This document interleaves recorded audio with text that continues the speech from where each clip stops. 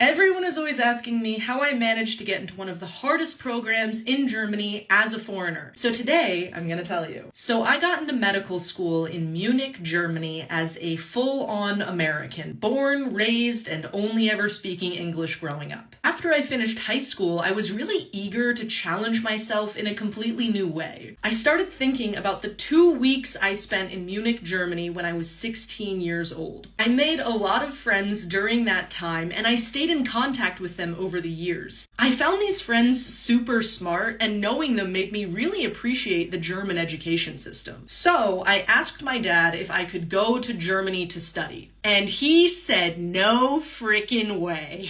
He was not gonna let me move all the way to a completely different country just like that. He told me I have to go to college in the United States, see how I do, and only then can I maybe think about going to Germany. So I applied to college in the United States and started studying biochemistry with a pre-med focus. I was on the path to becoming a doctor in the United States. But after 1 year of studying, I still told my dad, nope, I want to go. And that's when my dad let me go to Germany. Retrospectively, I have no idea why I was so confident, but somehow it didn't seem that hard to learn German and get into medical school in Germany. Because I had studied for a year and had great grades in high school, I really thought I'd only have to fulfill the language requirement to be able to apply. So I attended language school for 1 full academic year and reached C1, C2 German. But the German government told me that even though I did all of that, I would still have to go to a preparative course if I want to apply to medicine. And it's really hard to get into this preparative program.